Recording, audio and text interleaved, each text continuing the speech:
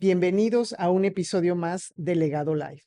Me encuentro muy contenta de recibir en este espacio a Carolina Pérez Íñigo, amiga de muchos años, quien es directora de un Family Office en Chile de Celta Inversiones. Caro, un deleite. ¿Cómo estás? Muy bien, muchas gracias María por la invitación. Es un honor poder estar aquí y acompañarte en el gran trabajo que están haciendo ustedes acá en el instituto. Pues sí, fíjate que ya son muchos años, prácticamente 7 años, y desde los inicios yo creo que un tema que ha rondado ha sido algo en lo que tú te has decidido especializar por las circunstancias de acompañar a las familias empresarias chilenas, que es el tema de los family offices o el tema del family office. Y me gustaría que por ahí comenzáramos esta conversación. ¿Cómo, cómo surge? ¿Cómo se da cuenta la gente? ¿Qué ha sido para ti esta experiencia desde el génesis de lo que hoy día es Celta Inversiones y tu rol dentro de esta organización?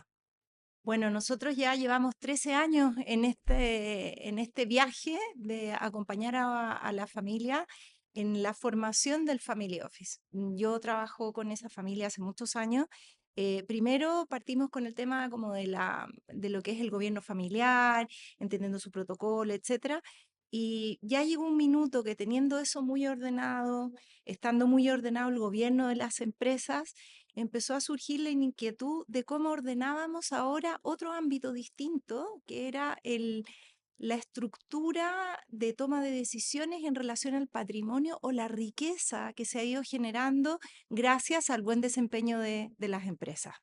Entonces, hace 13 años ya surgió la duda de decir, bueno, ¿qué hacemos? Vamos definiendo algunas políticas, quiénes están a cargo, cómo tomamos las decisiones, cómo aprendemos a administrar un patrimonio, porque es muy distinto la experiencia de crear un negocio, gestionar un negocio, hacerlo crecer, que ahora en el fondo decir, bueno, tengo que administrar una riqueza o una liquidez que en el fondo es un negocio distinto. Entonces, partimos tímidamente.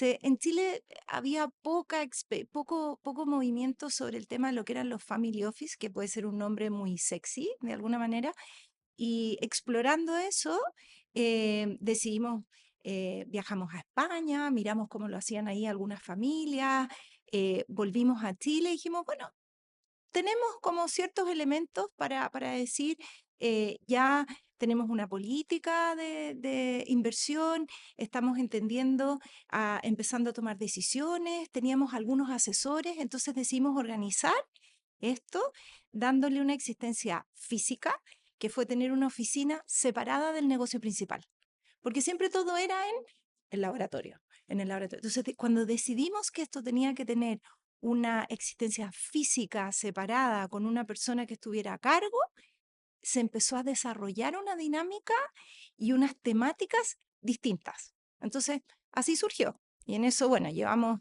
13 años y claro, hay que decir que obviamente esto en el fondo ha ido evolucionando, se ha ido complejizando en algunos elementos, pero siempre manteniendo el principio de que menos es más. No, sin ser necesario tener que tener unas estructuras muy grandes. Claro.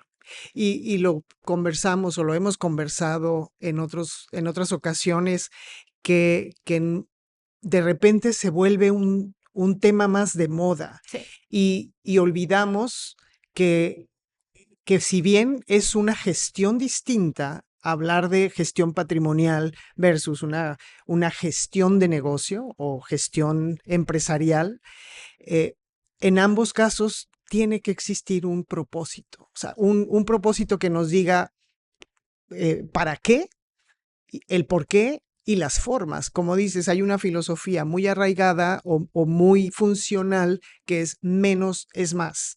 Y como tú misma lo describes, o sea, es muy, muy slim, muy, ¿no? Muy lean en términos del equipo con el que se empieza a profesionalizar toda esta gestión patrimonial. Entonces, ¿cómo es que la familia articula estas conversaciones o cómo llega a este propósito o a estas cuotas mínimas que de repente dices, oye, ¿en qué momento debo o puedo crear un family office que me dé tal o cual cosa? A veces dices, no sabes ni qué es lo que quieres que te dé. tal cual. Partamos de ahí, ¿no? Cuando tú mencionas el propósito, de cara al negocio, es mucho más sencillo entender cuál es el propósito que tiene la familia. De cara a la familia y la trascendencia generacional, más sencillo aún entender el propósito. Pero cuando tú hablas de la administración del patrimonio, yo diría que es muy complejo definir cuál es el propósito de la familia, porque tú te puedes encontrar con familias, yo creo que en general las familias quieren enfocarse en el negocio, quieren que las futuras generaciones tengan mejores oportunidades, se desarrollen, crezcan, puedan emprender también, pero con respecto al dinero, tú dices, hay una sensación de que, bueno, es un seguro, si ocurre algo, si hay un tema de salud, etcétera. Pero yo diría que son pocas las familias que tienen un propósito en relación al dinero, como decir, quiero que mis herederos sean millonarios. No es eso, no es lo que las familias aspiran. Entonces, hay que trabajar cuál es ese propósito y cómo van a enfocar la relación de la familia con esa riqueza. En el sentido de que exceso de riqueza para las generaciones más jóvenes puede ser un problema, porque no necesito estudiar, no necesito trabajarme, tengo en el fondo, soy rico heredero y hasta aquí en el fondo ese va a ser mi trabajo en la vida, versus en el fondo el querer crecer, el emprender, hacer cosas nuevas, querer Que dejar te una lo da la huella empresa. que te lo da la empresa, ¿verdad? O el querer dejar una huella en la sociedad, contribuir, ya sea a lo mejor puede ser esa riqueza, también puede tener un propósito cuando tú dices vamos a destinar una parte a una labor filantrópica más profesional. No solamente algunas ayudas, queremos organizar algo, como juntas conocemos varias experiencias de fundaciones familiares tremendamente valiosas, sobre todo en Latinoamérica, donde los recursos estatales nunca son suficientes, ¿verdad? Entonces, en ese sentido, yo diría que ahí hay un desafío importante en las familias en cómo ellos quieren eh, pararse frente a esa riqueza y cuál es el mensaje que quieren dar para las futuras generaciones. Entonces, eso como desde el propósito. Y desde la estructura, ahí lo importante es pensar, bueno, yo tengo una empresa, un negocio que necesita equipos ejecutivos, trabajadores, operarios, etcétera, qué sé yo, pero para administrar esto, el patrimonio, yo puedo tener una estructura muy liviana, no quiero agregar costos innecesarios y de alguna manera pensar cómo nosotros nos podemos apalancar en asesores o especialistas que nos permitan en el fondo tener servicios externos que son mucho más eficientes económicamente hablando y que también nos permitan como familia hacer un aprendizaje, transitar hacia entender cómo se administra un patrimonio, cómo se cuida el riesgo en las inversiones financieras, cómo se diversifican, de qué manera se controlan, etcétera. Entonces, esa Eh, ha sido nuestra ruta. claro, gestionar el talento e Sí, identificar ese talento. sí, Y hablábamos un poco poniéndonos en los zapatos de los, eh, digamos, dueños de esa riqueza que confían en su equipo. Y de repente yo me he puesto a pensar que cuando algún miembro de una familia empresaria, pensando a futuro, pensando en esa seguridad de la que hemos conversado, que te da la riqueza que se va creando, acumulando, creciendo, es en quién voy a confiar, cómo lidiamos con ese tema de la confianza cuando está en juego, pues no solamente el patrimonio, sino la reputación, el buen manejo, las buenas acciones.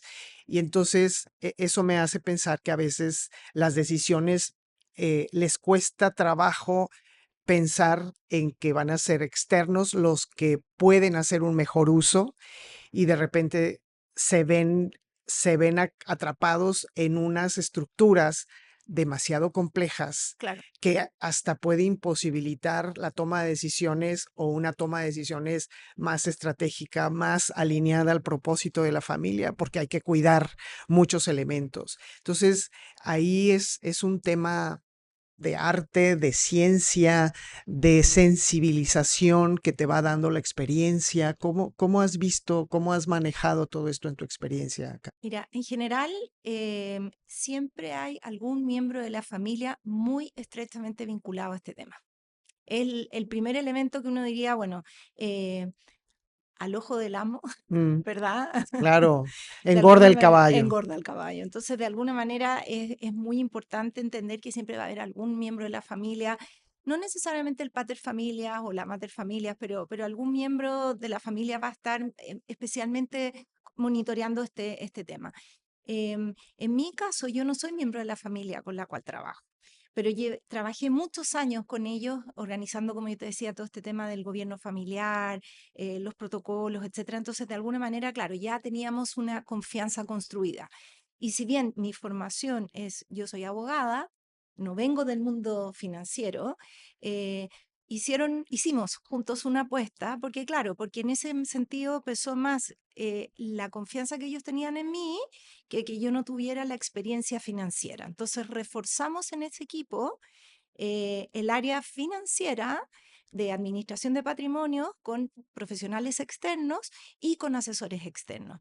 Entonces, pero claro, ya había un vínculo en el fondo ellos, para ellos hay algunos de los miembros de la familia que trabajan con los que yo trabajo estrechamente y por otro lado ya me conocían hace muchos años, entonces ya había ese como vínculo de confianza que nos permitía en el fondo entender cómo ir tomando las decisiones. Pero por otro lado, también hay una herramienta muy sencilla que finalmente, si bien yo participo en la toma de decisiones, no soy yo quien pone la firma sobre qué inversiones se hacen y qué inversiones no se hacen. Y en eso nosotros hemos sido súper cuidadosos siempre de que finalmente sea algún miembro de la familia, dos, siempre teniendo más de algún apoderado, digamos, que finalmente son los que firman la documentación sobre las inversiones. Entonces nosotros tenemos asesores externos, tenemos equipo interno, pero finalmente la familia pone su firma. Entonces de esa manera tiene el control sobre la billetera.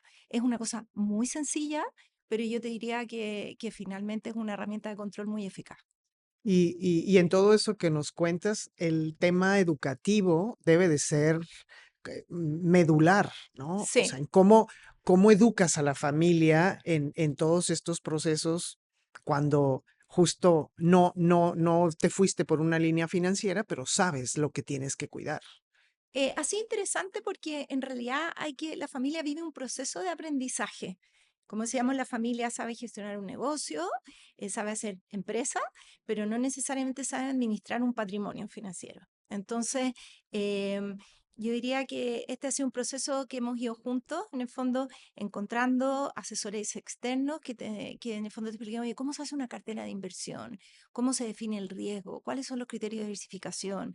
¿Cómo se debe evaluar el desempeño, cómo se debe evaluar a gestores? Entonces, hace un proceso de aprendizaje en el cual obviamente hemos cometido errores, También obviamente. se aprende, Se, ¿no? se aprende de los errores, evidentemente.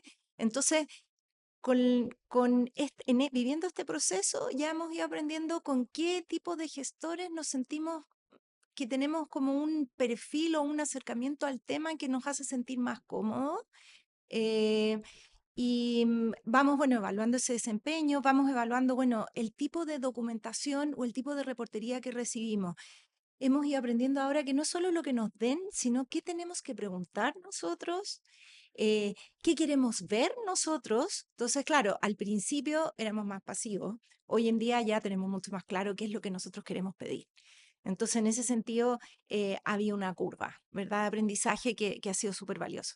Pero ahora enfrentamos otro desafío, que ya estamos empezando a trabajar con la cuarta generación y ahí viene de nuevo una reeducación, por decirlo así, o un nuevo desafío en educación en estas temáticas con esta generación más joven, que obviamente nació con unas condiciones económicas muy distintas a las de su abuelo, inmigrante, ¿verdad?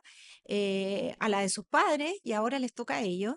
Entonces, la importancia que tiene el que ahora definamos cómo vamos incorporando a esta generación más joven en las presentaciones que se hacen, en las sesiones del Consejo de Administración, en cómo en el fondo lo invitamos a que empiecen a participar como oyentes en los comités de inversiones, em, sin que de alguna manera se mareen, no se sorprendan por las cifras, sino que entiendan la responsabilidad con que se va actuando y por qué la toma de decisiones.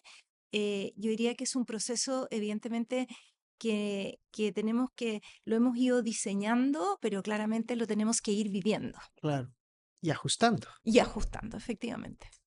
Ha sido muy, muy interesante tener esta primera charla contigo. Muchas, muchas gracias, Carolina. Gracias a ti, María. Y hasta aquí un nuevo episodio de Legado Live. Hasta la próxima.